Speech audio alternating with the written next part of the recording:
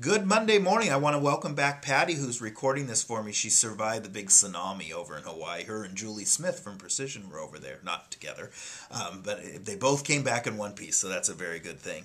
Couple upcoming things I want to remind you about today in Albany at the Comfort Inn in Albany, which for those of you here in Eugene, it's 38 minutes up the freeway. It is not like we're going to California. 38 minutes up the freeway at the Comfort Inn from 3 to 5. The regional trainer from RE/MAX is coming in and doing lead street training. So it's a good 2-hour training. So you might want to check in with Rowena if you're looking for a ride up there. She's hoping to get a group of people going up there. And since it's a whopping 38 minutes away, I assume you guys will leave around 2:15, somewhere in there.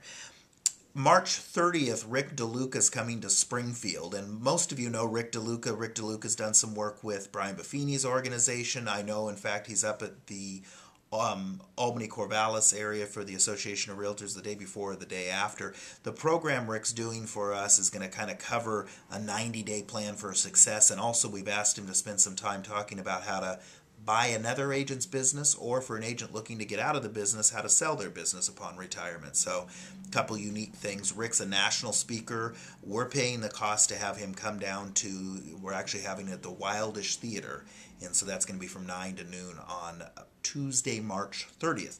That's open obviously to all of our agents, but we're inviting other agents in the community as well. So if you've got a friend in another office you want to bring or whatever, that's great. Sign up at the front desk just so we've kind of got a head count. And again, that's March 30th, and we welcome everybody to come to that, if you would, please.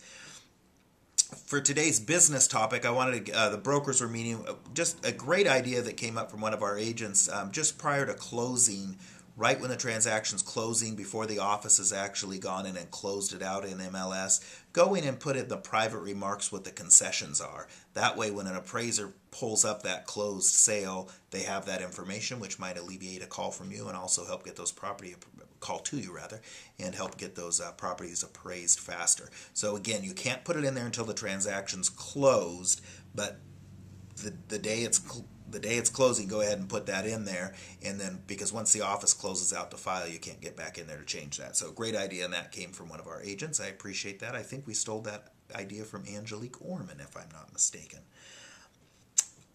Birthdays this week. Bryn Walmsley, who over at Precision Funding. Bryn on Wednesdays having a birthday. Happy birthday, Bryn. And then Sue Jacobowski here in RE/MAX in Eugene on the 13th, which is Saturdays, having a birthday.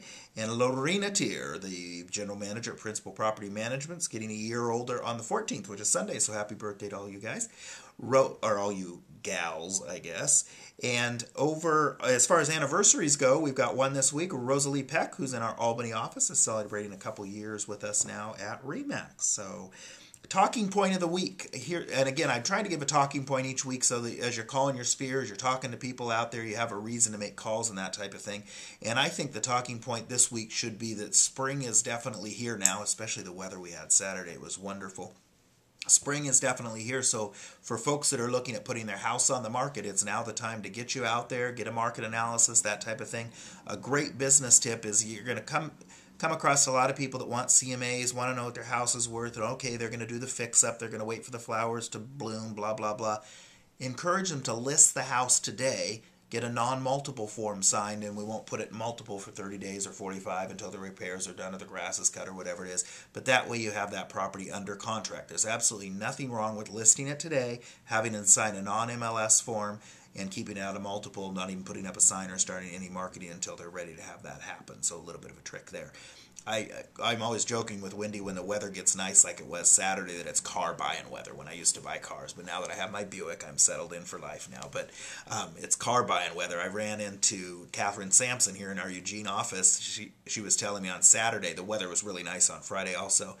She was out showing property, and I think Catherine said to me, out of the 4 properties she was showing, 3 of them had agents waiting in the driveway with clients to show after her did. So it's not only car buying weather, hopefully it's house buying weather. So that's very encouraging. I know we haven't seen the boost a lot of us were hoping on the extension on the tax credit, but warm weather definitely brings the buyers out, and we proved that this weekend. So more warm weather hopefully coming our way soon. And that is all I've got to report this week. Have a great week.